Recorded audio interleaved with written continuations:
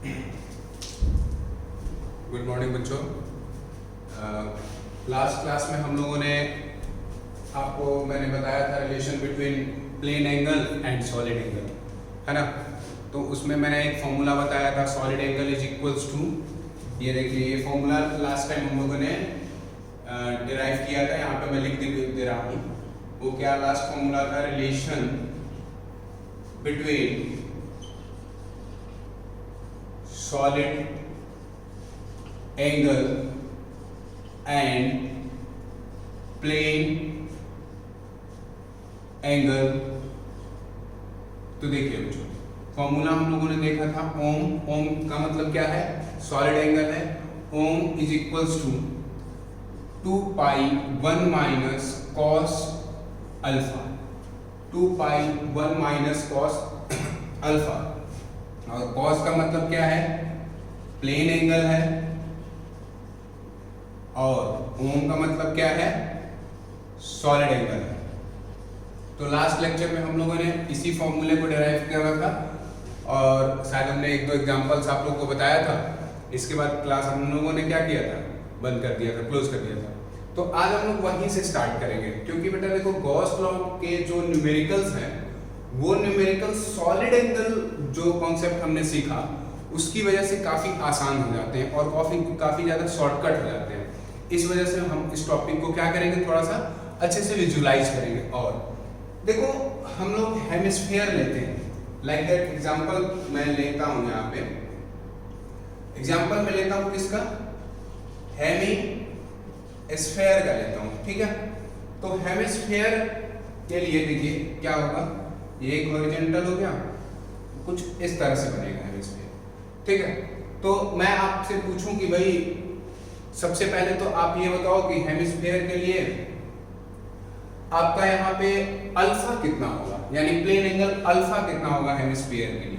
तो ध्यान दो बेटा 90 डिग्री होगा, 90 डिग्री तो ना होगा ना, ये 90 डिग्री होगा, ठीक है। तो अल्फा इज इक्वल्स टू, अगर हम 90 पुट करते हैं, अब मतलब आपको अगर किसी भी डायग्राम का, 3D डायग्राम का प्लेन एंगल पता रहेगा तो उससे डायरेक्ट आप क्या निकाल लोगे, सॉलिड एंगल निकाल लोगे इस रिलेशन के थ्रू। बात समझ में आ रही है आपको। तो अगर मैं कहूं कि अल्फा हेमिस्फीयर का कितना है, 90 डिग्री होता है, तो आप मुझे सॉलिड एंगल बताओ, what is the solid angle of hemisphere. Question हमारा ये है, what is the solid angle of hemisphere. तो देखो मैं निकाल के आपको दिखाता हूं। सॉलिड एंगल ओम इज इक्वल्स टू क्या होगा, 2 पाई 1 माइनस कॉस 90, और cos 90 की वैल्यू कितनी होती है बेटे, 0 होती है। तो क्या आएगा, ओम is equals to 2 pi 1 minus 0, और 1 माइनस 0 का मतलब क्या हो गया, 2 पाई, यानी सॉलिड एंगल कितना आया, 2 पाई आ गया। बात समझ में आया। उसी तरह से अगर मैं कहूं कि भैया स्फीयर का बताओ, आप लोगों को हमने ये बताया भी था, ये पॉइंट आप लोगों को मैंने शायद कल के क्लास में समझाया भी था, फिर भी मैं बता देता हूं आपको। स्फीयर के लिए अगर पूछा जाए कि सॉलिड एंगल बताइए, तो देखो सबसे पहले तो स्फीयर देखेंगे, स्फीयर 3D है। तो सबसे पहले ये सोचो कि स्फीयर का अल्फा कितना होगा।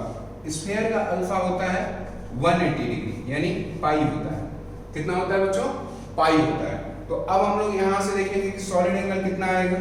तो सॉलिड एंगल के लिए फॉर्मूला लगाओ, ओम इज इक्वल्स टू क्या आएगा, 2 पाई 1 माइनस cos पाई। cos पाई की वैल्यू कितनी होती है, -1। तो इधर देख लीजिए सॉल्यूशन हम लोग इधर कर रहे हैं। तो पाई इज इक्वल्स, सॉरी ओम इज इक्वल्स टू क्या आएगा, ओम इज इक्वल्स टू क्या आएगा, 2 पाई 1 माइनस -1। इसका मतलब क्या हो गया, ओम is equals to 2 pi 1 minus minus plus हो जाएगा। तो ओम is equals to 2 pi into 2, it means to say that 4 पाई।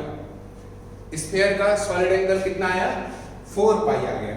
अब एक मेरे दिमाग में एक जनरल सी बात आई कि जितने भी कलम ने नोट करके भी आपको लोगों को लिखाया भी था कि जितने भी कोई भी 3D डायग्राम्स होते हैं, उनका जो इंटरनल पॉइंट पे सॉलिड एंगल जो आता है वो कितना आता है, 4 पाई आता है। कितना आता है बच्चों, 4 पाई आता है।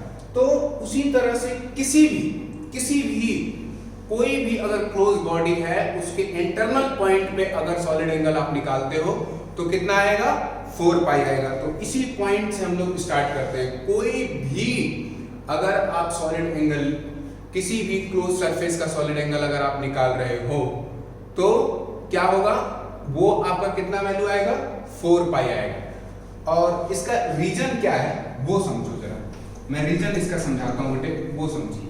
यहाँ पे ये तो रिलेशन हमने बता दिया। अब किसी भी रीजन के ऊपर 4 पाई क्यों आता है, उसका रीजन क्या है वो मैं बताता हूं। इधर देखो,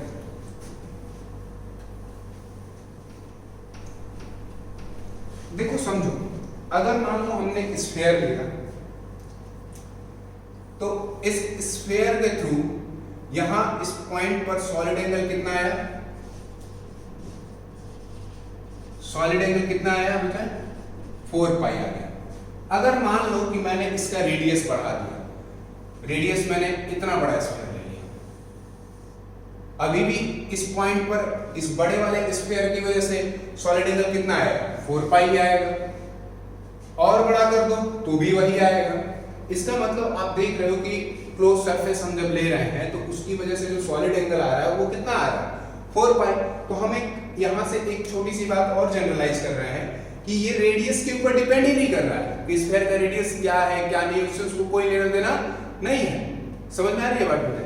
अब देखो, मान लो कि मैं कहता हूं कोई ऐसा क्लोज सरफेस है, तो इसके लिए भी ये जो सॉलिड एंगल है, अभी भी ये जो हमने एक अनरेगुलर सरफेस, अनरेगुलर क्लोज सरफेस लिया, उसके लिए भी हमारा सॉलिड एंगल जो आ रहा है वो कितना आ रहा है 4 पाई ही आ रहा है। देखिए, इस छोटे वाले स्फीयर की वजह से सॉलिड एंगल अभी हम लोगों ने निकाल के देखा कितना आया 4 पाई आया। बड़े वाले की वजह से भी हमारा सॉलिड एंगल कितना आया 4 पाई ही आया। लेकिन ये जो हमने अनरेगुलर सरफेस लिया उसकी वजह से भी जो सॉलिड एंगल आया वो हमारा कितना आ गया 4 पाई आ गया। ऐसे न जाने कितने आप क्लोज सरफेस ले लो, उन सभी क्लोज सरफेस के इंटरनल पॉइंट पे जो सॉलिड एंगल आएगा वो कितना आएगा 4 पाई आएगा। कितना आएगा बच्चों 4 पाई आएगा। तो हम लोग यहीं से नोट करके एक पॉइंट लिखते हैं, आप लोग भी लिखेंगे, note for any close surface, for any close surface solid angle for any closed surface, solid angle at internal point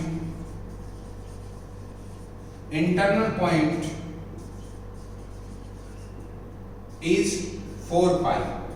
किसी भी क्लोज सरफेस के लिए सॉलिड एंगल इंटरनल पॉइंट पर कितनी आएगी 4 पाई आएगी।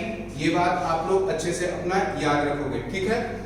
देखिए यहाँ पे मैंने एग्जांपल लेके बताया, इस छोटे से स्फीयर की वजह से भी सॉलिड एंगल कितना आया 4 पाई आया। बड़े और बड़ा स्फीयर ले लो, उसकी वजह से भी हमारा सॉलिड एंगल कितना आया 4 पाई आया। एक अनरेगुलर क्लोज सरफेस लिया, एक अनरेगुलर क्लोज सरफेस की वजह से भी इंटरनल पॉइंट पे सॉलिड एंगल कितना आया 4 पाई ही आया। तो हम लोग यहाँ से एक क्या जनरली हम लोगों ने एक क्या छोटा सा इंपॉर्टेंट नोट बनाया कि किसी भी क्लोज सरफेस की वजह से सॉलिड एंगल इंटरनल पॉइंट पर कितना आता है 4 पाई आता है। अब यहाँ तक तो हमको बात समझ में आ गया। अब हम लोग एक न्यूमेरिकल के थ्रू आगे गॉस लॉ के ऊपर चल रहे हैं। आज का टॉपिक हम लोग का गॉस लॉ है, ठीक है। हम लोग गॉस लॉ को समझेंगे और अच्छे से इसको देखो बेटा, गॉस लॉ बड़ा ही इंपॉर्टेंट टॉपिक है इस चैप्टर का, और गॉस लॉ को बढ़िया से समझ करके फिर आगे हम लोग उसके ऊपर न्यूमेरिकल्स भी खूब सारे करेंगे, जैसे कि कूलम्ब्स लॉ पे किया था। एक मैं न्यूमेरिकल आपको ले रहा हूं, उस न्यूमेरिकल के थ्रू ही हम लोग आगे बढ़ेंगे। देखिए क्या है न्यूमेरिकल, क्वेश्चन में लिख रहा हूं, एक charge Q is placed, a charge Q is placed at the center of, a charge Q is placed at the center of sphere taking outside normal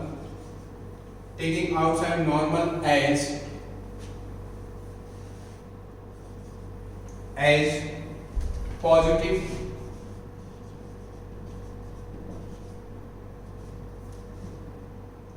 find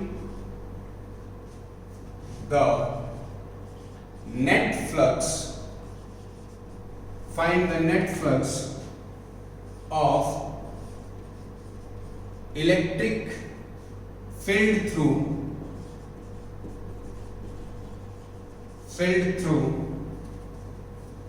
the surface of a sphere due to enclosed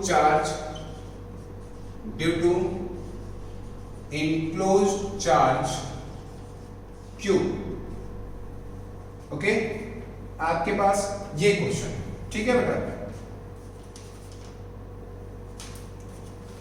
देखिए question एक बार आप अच्छे से पढ़िए। Question पढ़ करके हम लोग सॉल्यूशन यहां से स्टार्ट करेंगे। अभी आप एक बार क्वेश्चन को अच्छे से पढ़ो। क्या है क्वेश्चन में कि ए charge Q is placed at the centre of sphere. Diagram बनाते हैं। सबसे पहले बेटे कभी भी गॉस लॉ को सॉल्व करने जाओ तो या तो आपके दिमाग में, अब इतना आपकी कैपेबिलिटी हो जानी चाहिए कि आपके दिमाग में उसका डायग्राम बन जाए, या उसको कॉपी पे बना लो। अगर नहीं बन पा रहा है तो उसको कॉपी पे बना लो, कोई दिक्कत नहीं है। देखो मान लो कि यहाँ पे कह रहा है कि एक चार्ज Q है, वो कहाँ पे प्लेस किया गया है, सेंटर ऑफ स्फीयर। मान लीजिए कि ये एक हम स्फीयर बना रहे हैं, ठीक है, ये क्या है आपका स्फीयर। अब उसके सेंटर पर क्या रखा गया है बेटे, चार्ज Q रखा गया है, और पूछा जा रहा है कि taking outside normal as positive find the net flux of electric field through the surface of sphere due to enclose charge Q। इस चार्ज Q की वजह से हमको क्या बताओ, नेट फ्लक्स बताओ। अब पहले सबसे पहले इस क्वेश्चन को सॉल्व करने से पहले थोड़ा सा दो चार अपने प्रीवियस टॉपिक के ऊपर हम लोग चलते हैं, जो प्रीवियस लेक्चर 1-2 में पढ़ाया हूं उसमें देखो। स्फीयर कैसी बॉडी है, 3D बॉडी है भाई। इसी को हम कह सकते हैं क्लोज सरफेस है। कैसा बेटा, क्लोज सरफेस। अब क्लोज सरफेस पे सोचो कि जो एरियल वेक्टर होता है वो किधर होता है, सरफेस के परपेंडिकुलर होता है।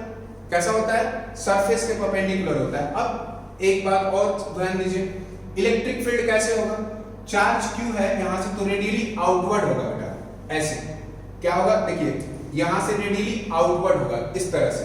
तो मान लो कि मैं यहां पे देखना चाहता हूं, इस पॉइंट एक लेते हैं हम लोग, ध्यान दीजिएगा।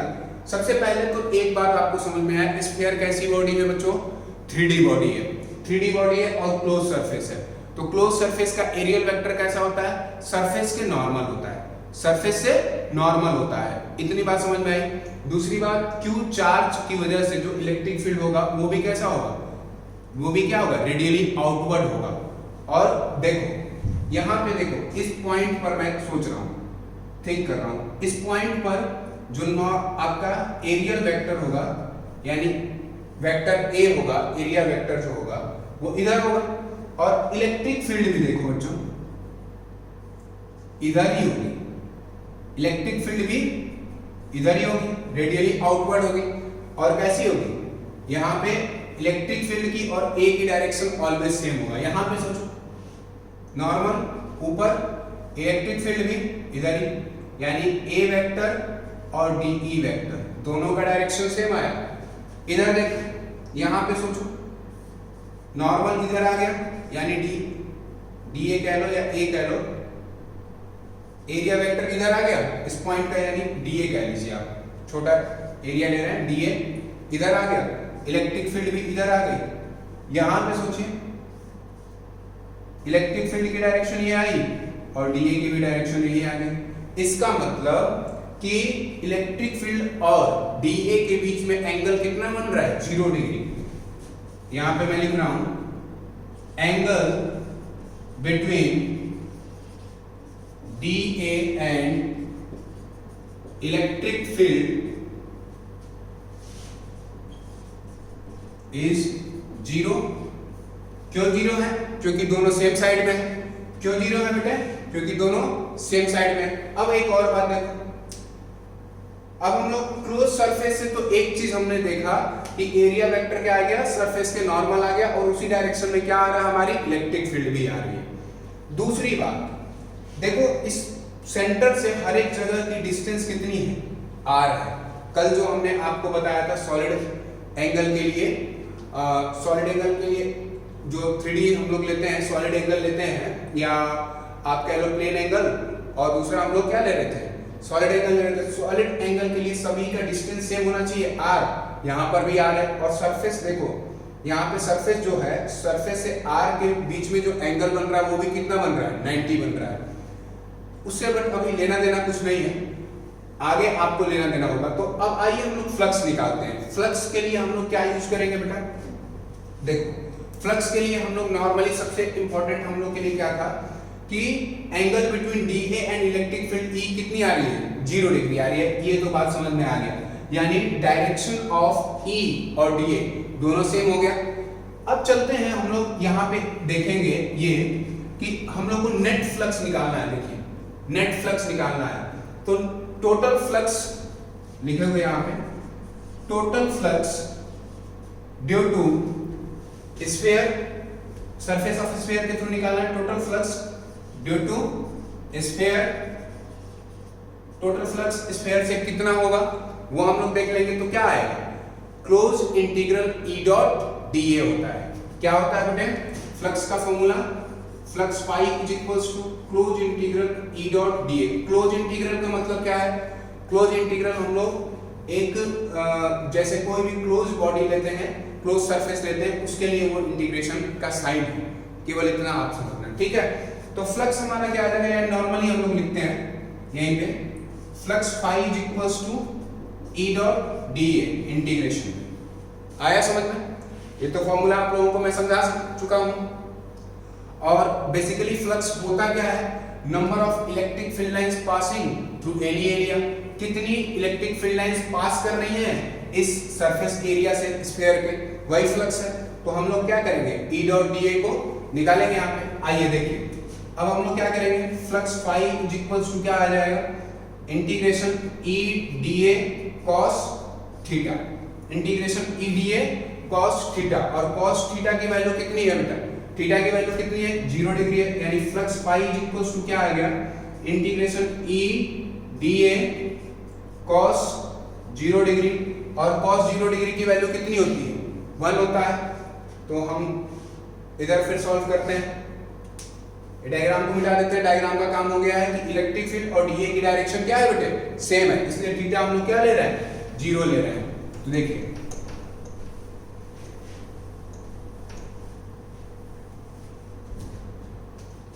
हाँ, फ्लक्स फाई हमारा क्या आ गया, E dA cos 0 डिग्री आ गया।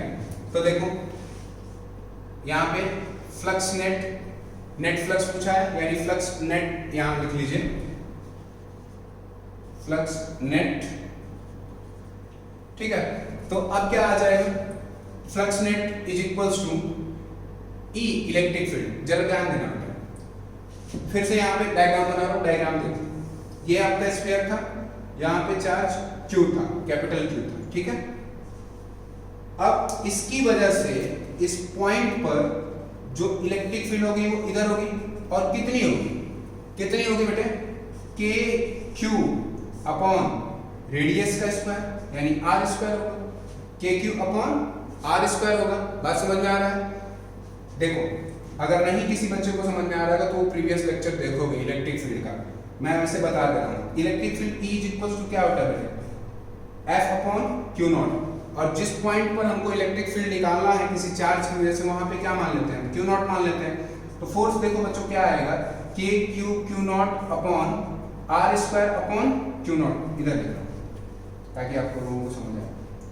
तो देखो फोर्स कितना है, k q naught upon r square upon q naught, और क्यू नॉट से क्यू नॉट कैंसल आउट होगा, तो electric field E is equals to क्या आ गया, k q upon r square, radius का स्क्वायर, स्मॉल ले लो या कैपिटल ले लो, उससे कोई फर्क नहीं पड़ता है, ठीक है। और देखिए इधर ही क्या आ रहा है आपका, डीए भी आ रहा है, इलेक्ट्रिक फील्ड की भी डायरेक्शन और डीए की भी डायरेक्शन दोनों क्या है, सेम है। तो आइए इसको हम लोग मिटा देते हैं। अब एक और बात ध्यान दो, इस चार्ज Q की वजह से जो इलेक्ट्रिक फील्ड हर एक पॉइंट पर आएगी उसका डायरेक्शन क्या है, रेडियली आउटवर्ड है, और E की वैल्यू क्या होगी, KQ/r² लेंगे। इसका मतलब इलेक्ट्रिक फील्ड कैसा हो गया, कांस्टेंट हो गया। इलेक्ट्रिक फील्ड क्या हो गया, कांस्टेंट हो गया। तो हम लोग क्या करेंगे, वहां से देखिए उस स्टेप के बाद यहां पे कर रहा हूं, E कांस्टेंट हो गया तो बाहर निकाल लीजिए, इंटीग्रेशन ऑफ dA, cos 0 की वैल्यू 1 हो जाएगी बच्चों। तो देखिए फाइनेट इज इक्वल्स टू क्या आप लिखोगे, E की जगह पे क्या लिख दोगे, KQ/r² integration of dA। Total surface area of sphere क्या होता है, 4πr²। तो देखो बच्चों क्या हो जाएगा, Qnet इज इक्वल्स टू, यहां पे पुट कीजिए KQ/r² इंटू 4πr²। यहां तक बात समझ में आया। तो r² से r² को हम लोग कैंसिल आउट कर देंगे तो क्या बचेगा हमारे पास, phi net is equals to KQ into 4π। K की वैल्यू क्या होती है, साइड में लिख रहा हूं, देयरफॉर K की वैल्यू क्या होती है, 1/4πε0। तो यहां से फाइनेट की वैल्यू आ जाएगी, या इसको बच्चों ऊपर लिख रहा हूं, ठीक है, यहां पे लिख रहा हूं, देखिए। तो फाइनेट की वैल्यू क्या है यहां पे, KQ इंटू 4π। ओके, अब देखिए K की वैल्यू हम लोग पुट कर रहे हैं, तो Qnet फ्लक्स नेट कितना आ रहा है, 1/4πε0 इंटू Q इंटू 4π। 4π से 4π कट गया तो क्या बचा, फाइनेट इज इक्वल्स टू Q/ε0। क्या बचा, Q/ε0 बचा। अब देखो यहां पे ध्यान देने वाली बात, ये न्यूमेरिकल तो पहले सबसे पहले आप लोगों को समझ आना चाहिए। देखिए इस डायग्राम को देखो, इलेक्ट्रिक फील्ड और डीए की डायरेक्शन यानी एरियल वेक्टर की डायरेक्शन दोनों की सेम आ गई, इसलिए हमारा थीटा यानी angle between DA and electric field is 0। तो cos, जो यहाँ पे हम लोग फ्लक्स का फॉर्मूला क्या होता है, E डॉट डीए, तो हम लोग क्या लिखते हैं, E DA cos theta. cos theta की जगह पे आपने क्या पुट किया, 0 पुट किया। फिर यहाँ से हम लोग यहाँ पे आए, इलेक्ट्रिक फील्ड हमने देखा कि हर एक पॉइंट पे क्या है, कांस्टेंट, किसके इक्वल है, KQ/r² के इक्वल है। तो हमने इलेक्ट्रिक फील्ड को बाहर निकाला, क्या लिखा, KQ/r² रखा, इंटीग्रेशन किया डीए का। तो सरफेस एरिया ऑफ स्फीयर क्या रखते हैं हम लोग, 4πr²। तो r² से r² कैंसिल आउट हो गया। Qnet क्या आया, KQ इंटू 4π आया। फिर K की वैल्यू हमने रख दी 1/4πε0 इंटू Q इंटू 4π। 4π से 4π कैंसिल हो गया तो वैल्यू हमारा क्या आ गया, Q/ε0। ये रिजल्ट बेटा क्या शो करता है, वो थोड़ा सा थिंक करो, लॉजिक के बारे में सोचो। देखो जो फ्लक्स नेट आ रहा है वो इंडिपेंडेंट ऑफ आ रहा है, यानी जो हमारी रेडियस ऑफ स्फीयर है उसके इंडिपेंडेंट आ रहा है। यानी आप छोटा सा स्फीयर लो या बड़ा सा स्फीयर लो या क्यूब लो या क्यूबर्ड लो, उससे फ्लक्स नेट पे कोई फर्क नहीं पड़ता, उससे फ्लक्स नेट पे कोई फर्क नहीं पड़ता है। समझ आ रही है मेरी बात? इसका मतलब ये सबसे पहले तो ये लिखो, फ्लक्स नेट इज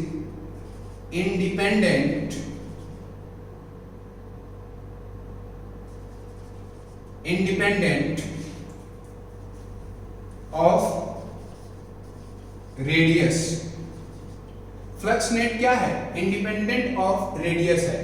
तो इसी कॉन्सेप्ट से हम लोग एक चीज समझना चाहते हैं। मैं ये सब मिटा रहा हूं, ठीक है, ये क्वेश्चन भी मिटा रहा हूं, क्वेश्चन आप लोग नोट कर लीजिएगा।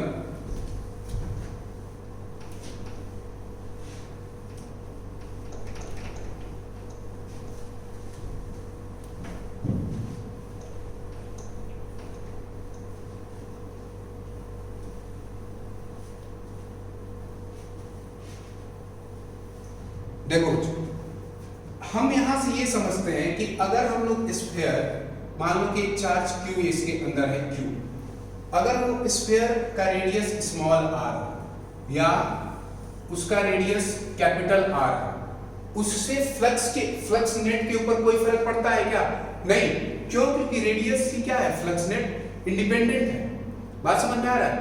तो हमारे दिमाग में यहां से ये भी तो आ सकता है कि भाई हम क्यूब लें या क्यूबॉइड लें या कोई भी अनरेगुलर क्लोज सरफेस लें और उसके अंदर अगर कोई चार्ज Q है तो उससे नेट फ्लक्स कितना आएगा? Q अपॉन एप्सिलॉन नॉट आएगा। क्या आएगा बच्चों? Q अपॉन एप्सिलॉन नॉट आएगा। इसका मतलब मान लो कि अगर हम इसका लॉजिकल समझा रहे, लॉजिक क्या है इसके पीछे, जरा ध्यान से आप लोग समझिए इसको, मैं जो समझाना चाहता हूं। देखो ये सब ठीक है, अब देखो समझो। मान लो कि अगर एक चार्ज हम रखते हैं, क्या रखते हैं? चार्ज Q रखते हैं। ओके बच्चों, हम लोग एक स्फीयर लेते हैं, छोटा सा स्फीयर लेते हैं, यहां सेंटर पे Q रखते हैं और इस चार्ज Q से इलेक्ट्रिक फील्ड लाइंस कितनी निकलती है? सपोज कीजिए 8 निकलती है, 8 रेडियली आउटवर्ड इलेक्ट्रिक फील्ड निकल रही है। ठीक है,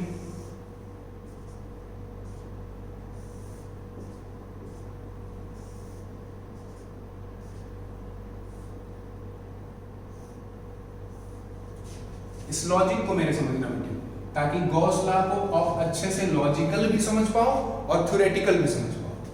मान लो इस सेंटर पे हमने क्या रखा है? Q चार्ज रखा है। इस छोटे से जो स्फीयर है, ये मैं स्फीयर ले रहा हूं, क्लोज सरफेस ले रहा हूं स्फीयर। इस छोटे से स्फीयर से फ्लक्स कितना हो गया? तो फ्लक्स क्या होता है? Number of electric field lines passing through an area. तो देखो देखो कितनी इलेक्ट्रिक फील्ड लाइन पास कर रही है? 1 2 3 4 5 6 7 8 8 इलेक्ट्रिक फील्ड लाइंस पास कर रही है। अभी अगर मैं ले लेता हूं बड़ा सा कोई स्फीयर, मान लो ये ले लिया, अभी भी तो जो यहां से इस वाले जो बड़े वाले स्फीयर है उससे जो फ्लक्स आ रहा है वो भी कितना आ रहा है? क्या आ रहा है? जो हमारा इलेक्ट्रिक फील्ड लाइंस है यहाँ पे वैसे, यानी जितना इलेक्ट्रिक फ्लक्स इस छोटे वाले से क्या हो रहा है? जनरेट हो रहा है, उतना ही इलेक्ट्रिक फ्लक्स इस बड़े वाले से भी जनरेट हो रहा है। यानी किसी भी क्लोज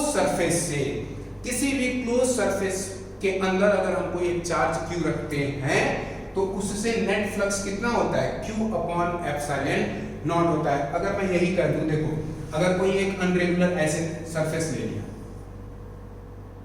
ठीक है, ये टेढ़ा मेढ़ा जो सरफेस हमने लिया है, ये अनरेगुलर कोई सरफेस ले लिया, इससे भी तो अभी फ्लक्स कितना है? सेम है। इसका मतलब है छोटे वाले स्फीयर का फ्लक्स, इस अनरेगुलर सरफेस का फ्लक्स और इस बड़े वाले स्फीयर का फ्लक्स, तीनों का फ्लक्स क्या है? सेम है, क्योंकि number of electric field lines जो निकल रही है तीनों से सेम निकल रही है। बात समझ में आया? क्लियर हुआ? यानी कोई भी अगर हम क्लोज सरफेस लेते हैं, जो ये मैंने अभी क्वेश्चन जो सॉल्व कराया, उस क्वेश्चन को रिलेट करो इस लॉजिक से, ठीक है? तो यहाँ लॉजिक क्या है कि अगर कोई भी क्लोज सरफेस जो ले रहे हैं हम लोग, उससे जो नेट इलेक्ट्रिक फील्ड लाइंस निकल रही है, जो कोई भी चार्ज उसके अंदर हम जो रख रहे हैं, उससे जो नेट इलेक्ट्रिक फील्ड लाइंस निकल रही है, उससे जो फ्लक्स आ रहा है वो इन तीनों के ऊपर सेम आ रहा है, क्योंकि number of electric field lines in तीनों से सेम निकल रही है। उसी तरह से कोई भी क्लोज सरफेस अगर हम लेते हैं तो उन सभी क्लोज सरफेस से जो नेट फ्लक्स होता है वो क्या होता है? Q अपॉन एप्सिलॉन नॉट होता है। ऐसा क्यों? क्योंकि रेडियस के ऊपर फ्लक्स डिपेंड ही नहीं करता। कितना दूर है सरफेस चार्ज से या कितना पास है, उस पर फ्लक्स डिपेंड नहीं करता। फ्लक्स डिपेंड किस पर करता है कि फील्ड लाइंस उस सरफेस से क्या इक्वल निकल रही है। जैसे इससे छोटे वाले स्फीयर से भी 8 इलेक्ट्रिक फील्ड लाइन निकल रही है, अनरेगुलर जो सरफेस लिया उससे भी 8 निकल रही है, जो बड़ा वाला स्फीयर है उससे भी 8 निकल रही है, तो तीनों का फ्लक्स भी क्या आएगा? इक्वल आएगा। तो यहां से एक इंपॉर्टेंट बात नोट करोगे आप, एक इंपॉर्टेंट लॉजिक नोट करोगे या ट्रिक नोट करोगे जो आप अच्छे से समझ पाओ, वो नोट करना। क्या नोट करना है आपको? If we placed a charge particle, if we place a charge particle inside if we place a charged particle q inside a closed surface, then the net flux through closed surface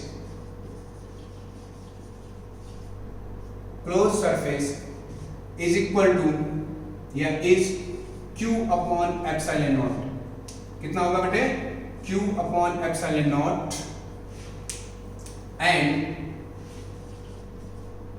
it is independent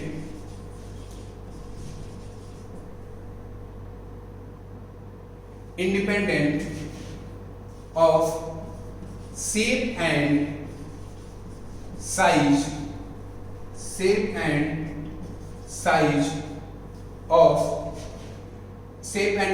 of the closed surface.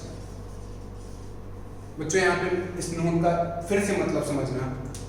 ये diagram देखो, सबसे पहले फिर से मैं आपको एक बार समझा रहा हूँ। इस डायग्राम से एक लॉजिक डेवलप कीजिए कि हमने एक चार्ज क्यू रखा, उस चार्ज क्यू से number of electric field lines कितनी डेवलप हो रही है? 8 डेवलप हो रही है। इन तीनों सरफेस से, छोटे वाले स्फीयर, अनरेगुलर सरफेस और बड़े वाले स्फीयर, तीनों से जो number of electric field lines passing है वो क्या है? 8 ही है। तो इन तीनों से जो फ्लक्स जनरेट होगा, ठीक है, वो क्या होगा? सेम होगा। उसी लॉजिक के थ्रू हमने नोट किया लिखा है कि अगर कोई भी क्लोज सरफेस है उसके अंदर अगर चार्ज क्यू रखते हो तो नेट फ्लक्स हमेशा क्या आएगा? q अपॉन एप्सिलॉन नॉट आएगा। और वो इंडिपेंडेंट किसके ऊपर है? शेप और साइज के ऊपर। जैसे ऐसा नहीं कि केवल स्फीयर के लिए ये वैलिड है, छोटा स्फीयर या बड़ा स्फीयर के लिए, ये क्यूबॉइड, हर एक 3D बॉडी के लिए ये नोट वैलिड है। और इसको याद रखोगे, ये आपके बड़े बड़े न्यूमेरिकल्स में डायरेक्ट इस लॉजिक को यूज करके हम लोग क्या करेंगे? आंसर निकालेंगे। उसी के लिए गॉस लॉ हम लोग पढ़ने जा रहे हैं। अब एक बात देखो, अब एक छोटी सी बात और समझो।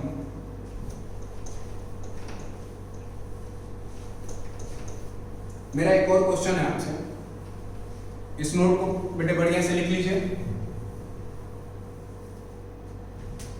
ठीक है? थोड़ा टाइम मैं दे देता हूं, लिख लो फटाफट।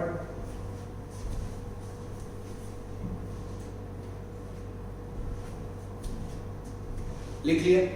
इस नोट को अभी इसी तरह से ऐसे ही छोड़ दिया। मेरा एक क्वेश्चन है यहाँ पे, नोट कर रहा हूं।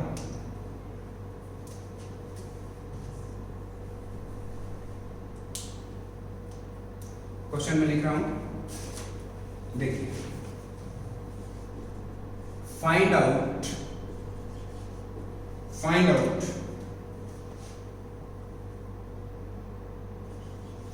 द नेट फ्लक्स through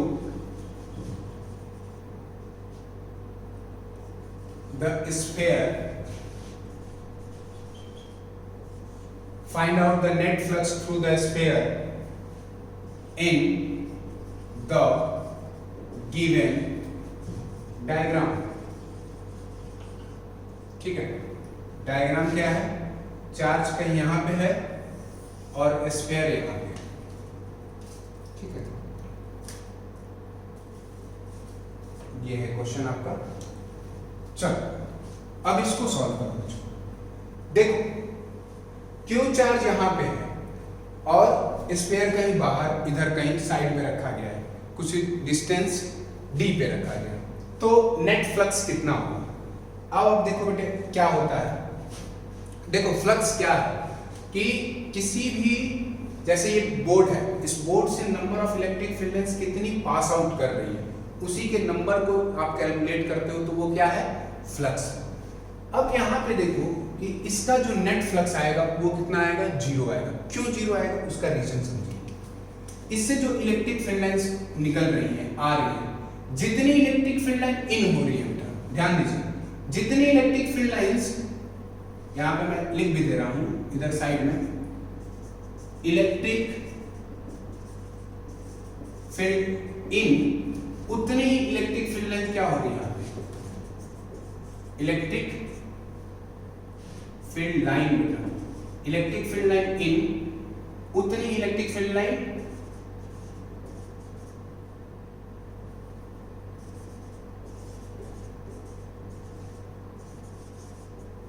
क्या हो रहा है, फिर से ध्यान से समझो। कोई एक चार्ज Q है, उससे जितनी इलेक्ट्रिक फील्ड लाइंस इन हो रही है उतनी ही इलेक्ट्रिक फील्ड लाइंस आउट हो जा रही है। कैसे देखो,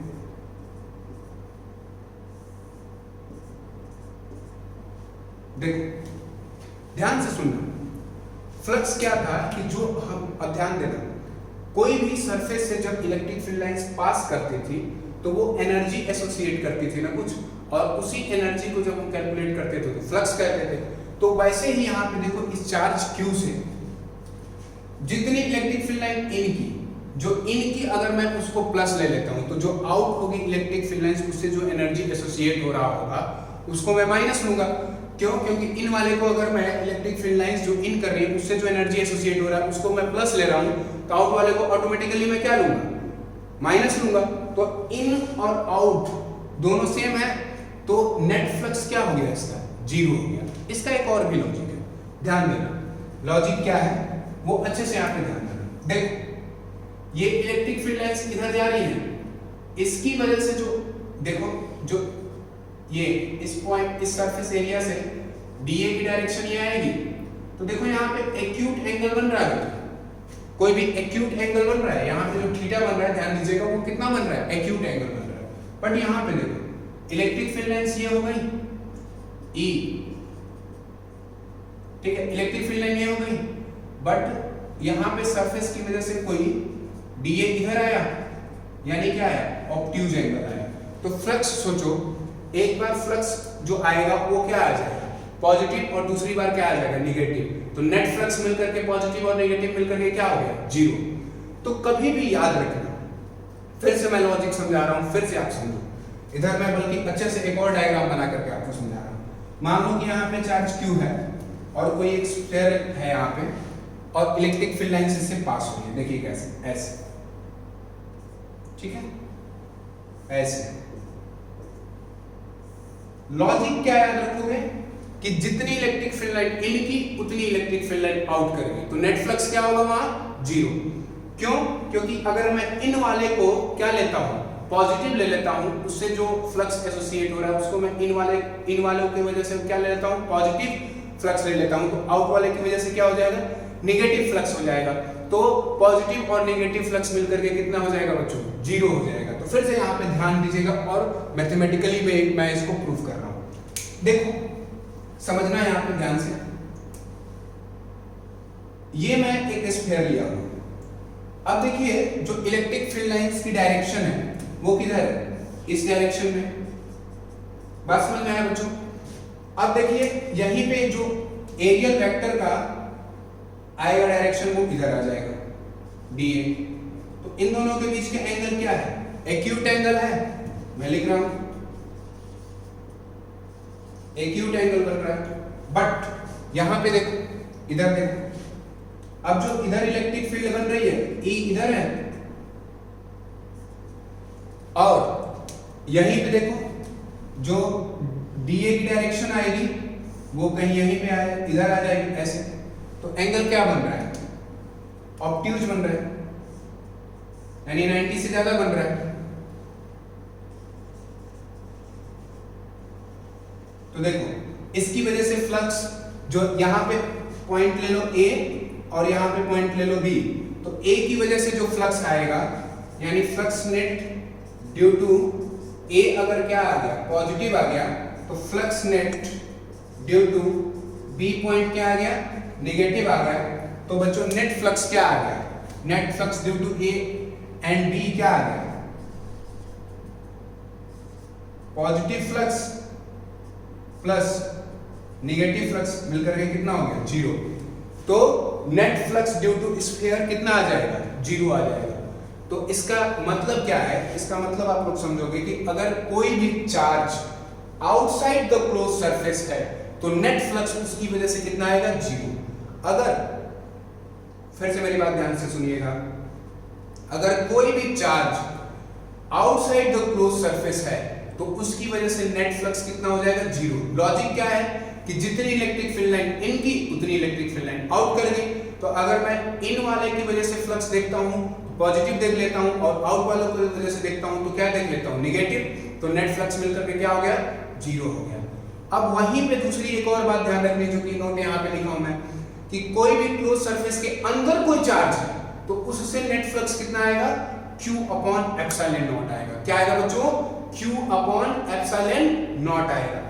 तो यहां पे नेट फ्लक्स, यहां पे सॉल्यूशन में दे रहा हूं, नेट फ्लक्स कितना हो गया, जीरो। ठीक है, तो यहीं से एक इस क्वेश्चन के रिस्पेक्ट में एक नोट में लिखा रहा हूं, वो लिखिएगा, बात को समझिएगा। किसी भी क्लोज सरफेस से अगर इलेक्ट्रिक फील्ड लाइंस इन और आउट इक्वल है तो नेट फ्लक्स की वैल्यू कितनी होगी, जीरो होगी। कितनी होगी, जीरो होगी। तो यहीं से मैं लॉजिक लिख रहा हूं या नोट लिख रहा हूं, उस नोट को भी आप लोग लिखोगे। ये दोनों नोट को अच्छे से लिखना और याद रखना हमेशा बच्चों, ताकि आप न्यूमेरिकल करो बेटे तो उसमें आपको ये नोट्स क्या करें, हेल्प करें।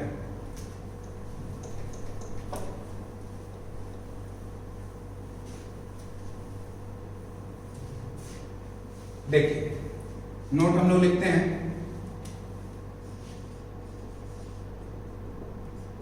if we placed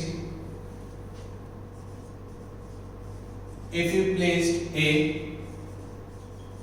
charge particle Q, same language रहेगा, if we place a charge particle Q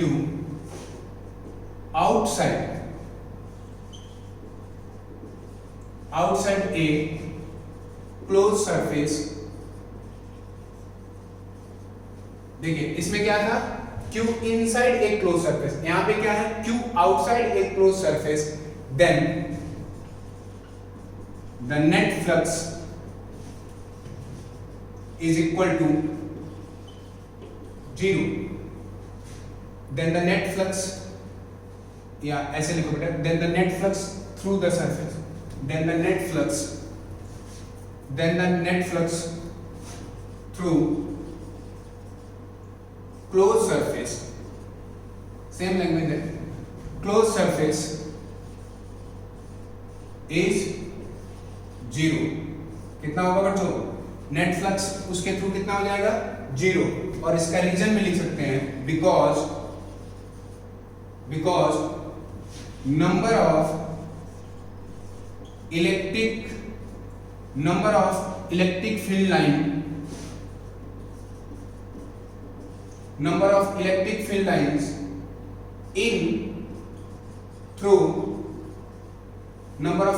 field lines in का मतलब अंदर आना, in through close surface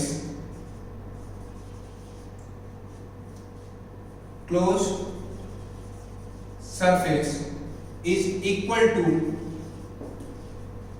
to number of electric field line out through the closed surface। ठीक है, यहां तक समझ में आ गया। ये दोनों नोट आपको याद होना चाहिए। अब इसके बाद हम लोग फटाफट गॉस लॉ कर लेते हैं बेटे। गॉस लॉ इसी के ऊपर है। अब देखो नेट फ्लक्स क्या होता है, नेट फ्लक्स होता है integration of E dot D A, और integration of D A close surface के थ्रू कितना आ रहा है, Q अपॉन एप्सिलॉन नॉट आ रहा है, और इसको क्या कहा जाता है, गॉस लॉ कहा जाता है। मैं इसको पहले गॉस लॉ को आपको उसका डेफिनेशन लिख रहा हूं, उसके बाद उसको लॉजिकली समझाता हूं। और ये जो नोट लिखाया था मैंने फर्स्ट नोट, उसी के ऊपर पूरा डिपेंडेंट है, ठीक है ना। तो आइए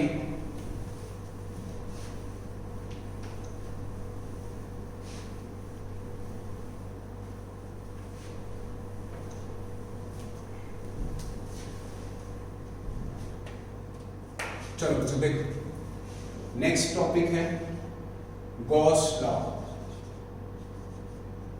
बहुत ही इंपॉर्टेंट टॉपिक 12th के रिस्पेक्ट में भी, और आपकी जेई मेंस, जेई एडवांस, साथ ही साथ नीट। ये बात याद रखना बेटे, मेंस का क्वेश्चन यहाँ से मैकेनिक्स के साथ रिलेट करके जरूर पूछेगा, चाहे वो जेई मेंस में पूछ ले चाहे जेई एडवांस में।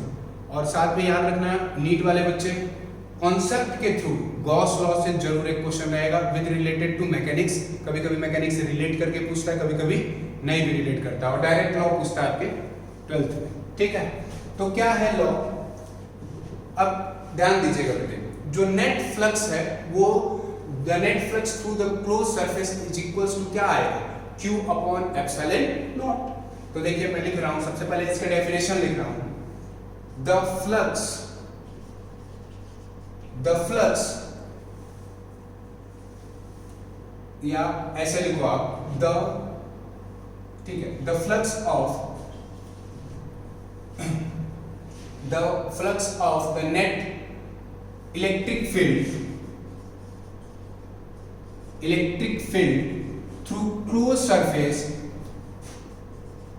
through closed surface the flux या the net flux the flux of net electric field through a closed surface equal to the net charge enclosed,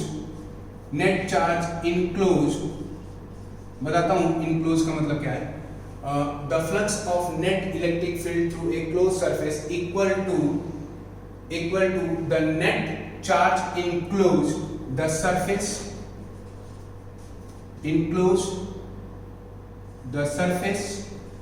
या क्लोज सरफेस, दोनों में से कुछ भी लिख सकते हो, डिवाइडेड बाई एप्सिलॉन नॉट। ठीक है, मैथमेटिकली इसको कैसे लिखेंगे वो देखो, मैथमेटिकली इसको कैसे लिखेंगे बच्चों, देखो net charge enclose the surface divided by Q upon epsilon not. समझो क्या है मतलब इसका। देखो मान लो कि कोई भी एक क्लोज सरफेस है, सपोज करो कि कोई भी मैंने रैंडमली एक क्लोज सरफेस ले लिया, ठीक है, मैं कहता हूं कि इसके अंदर Q1 है, इसके अंदर Q2 है, बाहर हमने Q3 इधर ले लिया, इधर क्या ले लिया, Q4 ले लिया। अब बात को अच्छे से समझिएगा, इस सरफेस के अंदर कितने चार्ज है, Q1 है और Q2 है, बात समझ में आ रही है, और बाहर कितने चार्ज है, Q3 और Q4 है। क्या कह रहा है, the flux of net electric field a close surface equal to net charge in close surface divided by epsilon naught. इसका मतलब ये हुआ कि सरफेस के अंदर कितने चार्ज हैं, वो चार्ज अपॉन एप्सिलॉन नॉट किसके इक्वल होगा, नेट फ्लक्स के इक्वल होगा। नेट फ्लक्स का मतलब total electric field lines into surface area D. ठीक है, तो पहले मैं जनरली ये जो फॉर्मूला है उसको लिख रहा हूँ, फिर इस जो ये न्यूमेरिकल आपको मैं अभी यहाँ पे रिप्रेजेंट किया था उसको मैं सॉल्व करके प्रूफ करके भी दिखाऊंगा। तो देखो क्या मैं लिखूंगा मैथमेटिकली इस चीज को, क्लोज इंटीग्रल, किसी भी क्लोज सरफेस के लिए जो इंटीग्रेशन लिया जाता है वो क्या लिया जाता है, क्लोज इंटीग्रल लिया जाता है। ये एक रिप्रेजेंटेशन करने का तरीका है। तो close integral E dot dA, close integral E dot dA, E dot dA बेटा देखो ये क्या है एक्चुअली, ये क्या है, net flux is equals to क्या होता है, Q इन का मतलब क्लोज सरफेस के अंदर जो चार्ज है उसको Q इन लिखा जाता है, Q in upon epsilon not. Q इन का मतलब क्लोज सरफेस के अंदर जो चार्ज है उनके लिए Q इन लिखा जा रहा है, 1 है 2 है 3 है 4 है या कितने हैं। ठीक है, तो ये है आपका गॉस लॉ का फॉर्मूला। मैथमेटिकली क्या है, close integral of E dot dA is equals to Q in upon epsilon naught. बात समझ में आया, जरा सा मैं इसके ऊपर लिख भी दे रहा हूं, Q इन का मतलब क्या है आप लोग भी नोट कर लीजिए।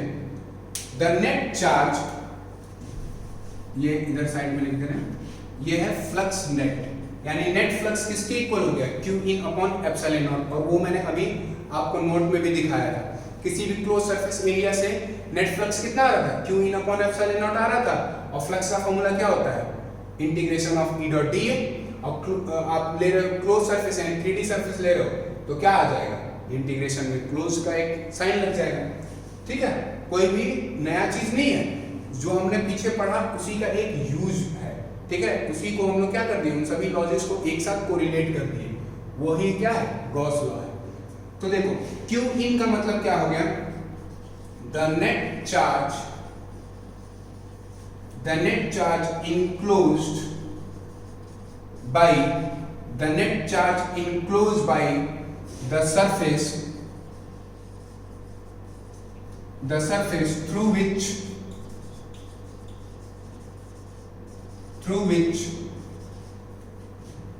the flux calculate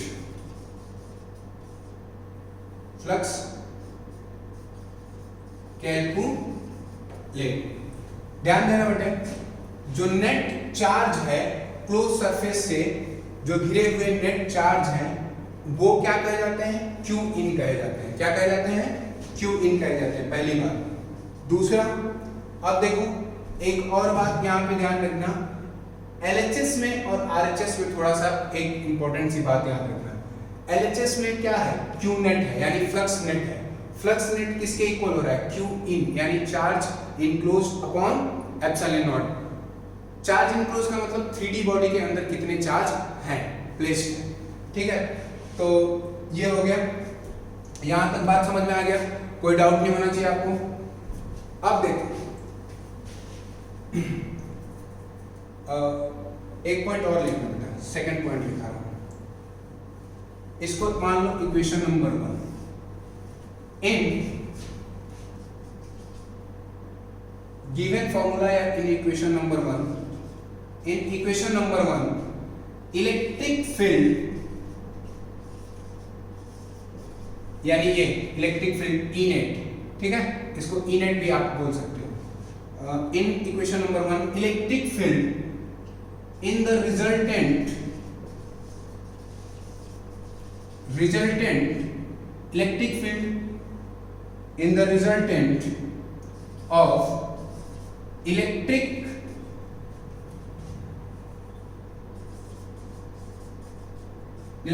field due to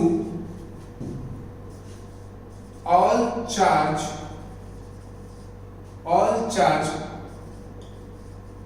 present in space। ध्यान दीजिएगा बच्चों, ये जो E लो गया, जितने भी चार्ज प्रेजेंट है वहां पे, वो चाहे क्लोज सरफेस के अंदर हो या ना हो, उन सभी का समेशन होता है। देखिए ध्यान दीजिएगा, ये जो इक्वेशन में आप इलेक्ट्रिक फील्ड ले रहे हो वो क्या है, रिजल्टेंट है इलेक्ट्रिक फील्ड। सभी जितने भी चार्ज वहां पे आपके क्वेश्चन में जो सभी दिए गए हैं सब, यानी वो केवल क्लोज सरफेस के अंदर है, इन्हीं केवल को नहीं लेना है, जितने वहां प्रेजेंट है सबको लेना है। ठीक है, ये दो बातें आप अच्छे से ध्यान रखोगे। चार्ज किसको लेना है, चार्ज जो क्लोज सरफेस के अंदर एग्जिस्ट कर रहा है उसी को केवल लेना है। बट इलेक्ट्रिक फील्ड क्या लेना है, जितने चार्ज प्रेजेंट है उन सभी की वजह से लेना है। ठीक है, यहां तक बात समझ में आ गया। तो देखिए एक और इंपॉर्टेंट सा पॉइंट लिख लो, थर्ड है, वो क्या है, क्यू इन क्या है।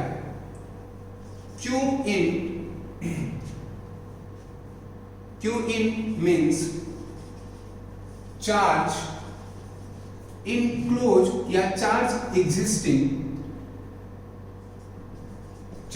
existing only those which are inside the closed surface, यानी 3D। यहां पे क्यू इन मतलब ये क्यू इन का मतलब है जो चार्ज 3D बॉडी के अंदर है उसी को आपको लेना है। बट इलेक्ट्रिक फील्ड कितना क्या लेना है, जितने भी प्रेजेंट हैं वो क्लोज सरफेस के अंदर हो या ना हो। बात समझ आए। अब हम लोग एक प्रूफ करने चल रहे हैं, वो जरा सा ध्यान दो, हम लोग एक क्वेश्चन के फॉर्म में लेंगे उसको, ठीक है, और प्रूफ करेंगे। क्वेश्चन में लिख रहा हूं और इसके बारे में सोचेंगे आप, ठीक है।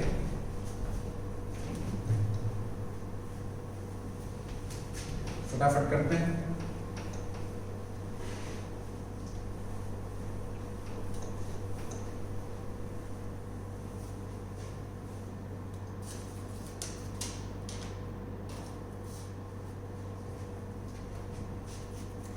देखिए मैं क्वेश्चन एक बार लिख रहा हूं।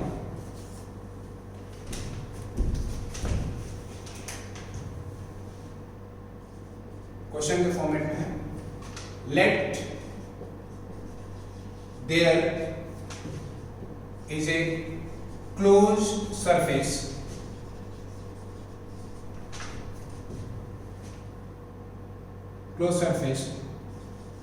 where two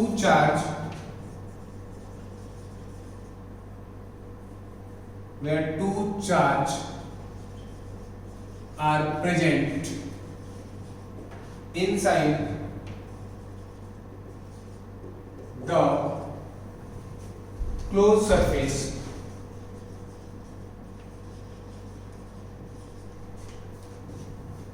and two charge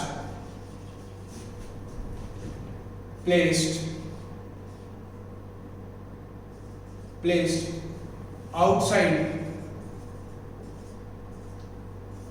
closed surface, then find total flux.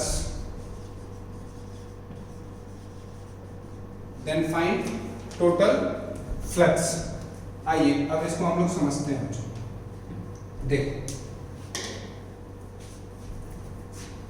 एक डायग्राम सबसे पहले बनाओ, कोई भी एक क्लोज सरफेस लो, उस क्लोज सरफेस में दो क्या है, क्लोज सरफेस के अंदर चार्ज प्रेजेंट है और दो बाहर प्रेजेंट है, तब उनसे नेट फ्लक्स निकाल करके दिखे। देखो मैं सपोज करता हूं, सॉल्यूशन कर रहा हूं, देखिए बिल्कुल सिंपली सोचेंगे बेटा। देखो मान लो कि ये कोई भी क्लोज सरफेस है, ठीक है, इसके अंदर में दो चार्जेस हैं, मान लेता हूं एक Q1 यहाँ पे है, Q2 यहाँ पे है, Q3 और Q4 कहीं भी ले सकते हो, Q3 यहाँ ले लीजिए, मार्कर से ही इंक आगे बच्चों, चलो देखो कोई बात, Q3 यहाँ पे ले लिया और Q4 यहाँ पे, तो अब आपको नेट फ्लक्स बतानी है, क्लियर हुआ? तो देखो हम लोग क्या सोचेंगे, क्लोज सरफेस के अंदर जो चार्ज प्रेजेंट है वो है Q1 और Q2 और क्लोज सरफेस के बाहर क्या है Q3 और Q4, यानी जो क्वेश्चन हमारा कह रहा था वो हमने सेटिस्फाई कर दिया, डायग्राम में हमको समझ में आया। अब देखो क्लोज इंटीग्रल E, सबसे पहले ध्यान देना, क्लोज इंटीग्रल यानी सबसे पहले flux due to Q1 charge निकालोगे, flux due to Q2 charge निकालोगे, फिर फ्लक्स ड्यू टू Q3 निकालोगे, फिर फ्लक्स ड्यू टू Q4 निकालोगे और सबको लास्ट में क्या करोगे, ऐड कर दोगे। तो इक्वेशन नंबर 1 2 3 से मैं कर रहा हूं, क्लोज इंटीग्रल लगाया क्योंकि 3D बॉडी है, ठीक है। Q1 की वजह से हम लोग देख रहे हैं, किसकी वजह से देख रहे हैं हम लोग, पहला Q1 की वजह से देख रहे हैं, तो Q1 की वजह से इलेक्ट्रिक फील्ड क्या आएगा, E1 आएगा, बात समझ में आ रहा है। उसका सरफेस एरिया क्या लेंगे, dA ले लेंगे, दैट इज इक्वल्स टू, वो इक्वल किसके हो जाएगा, Q1 upon epsilon naught. Direct हमको फ्लक्स का फॉर्मूला क्या है पता है, E डॉट dA यानी E1 dot dA is equals to Q1 upon epsilon naught. यहां तक बात समझ आ गया, इसको बोलिए आप इक्वेशन नंबर 1, ठीक है, यहां तक समझ में आया। फिर Q2 के थ्रू देख लो, Q2 के थ्रू देखेंगे हम लोग, तो close integral E2 dot dA that is equals to क्या आएगा बेटे, Q2 अपॉन एप्सिलॉन नॉट, इसको बोलो इक्वेशन नंबर 2 बच्चों, समझ आ गई बात। अब देखो Q1 और Q2 अंदर था, इस वजह से कितना आ रहा है, Q आपको निकाल के मैंने दिखाया था, नोट में लिखाया था ना कि अगर कोई भी चार्ज 3D के अंदर है तो उससे नेट फ्लक्स कितना आएगा, Q अपॉन एप्सिलॉन नॉट। तो Q1 अंदर है तो उसकी वजह से हमने क्या लिखा, Q1 अपॉन एप्सिलॉन नॉट वही नेट फ्लक्स है Q1 डॉट यानी E1 डॉट dA। फिर फ्लक्स नेट फ्लक्स का फॉर्मूला क्या होता है E डॉट dA, इसलिए close integral E dot dA यानी net flux is equal to Q1 upon epsilon naught. फिर Q2 भी अंदर है, उसी वजह से close integral E2 dot dA is equal to Q2 upon E naught. अब Q3 की वजह से, तो Q3 की वजह से देखो क्या आएगा, close integral E3 dot dA is equal to, अब देखो ये तो बाहर है ना, तो जितना electric field lines close surface में इन करेगी उतनी आउट, यानी फ्लक्स कितना है जीरो। अगर कोई भी 3D सरफेस से बाहर कोई चार्ज रखते हैं तो नेट फ्लक्स कितना आता है जीरो, नोट लिखा है था आपको जीरो, इक्वेशन नंबर 3। अब Q4 की वजह से क्या आ जाएगा बच्चों, close integral E4 dot dA is equal to also zero, क्योंकि ये भी बाहर है, क्लोज सरफेस एरिया से बाहर है ना, तो इसको बोलेंगे आप इक्वेशन नंबर 4। तो नेट फ्लक्स हम लोग क्या करेंगे, सभी को ऐड कर देंगे, इक्वेशन नंबर 1 2 3। तो ये डायग्राम में मिटा रहा हूं, ठीक है। तो मैं क्या लिखूंगा, net flux is equal to adding equation number 1, equation number 2, equation number 3 and equation number 4। चारों इक्वेशन को एक साथ ऐड कर दो, क्या आ जाएगा देखो, क्लोज इंटीग्रल कॉमन है सब, close integral E1 plus E2 plus E3 plus E4 dot dA तो सबके लिए सेम रहेगा ना, ठीक है। वो किसके इक्वल होगा देखो, Q1 upon epsilon not plus Q2 upon epsilon not, RHS में दो ही है ना। तो देखिए हम लोग क्या लिख सकते हैं,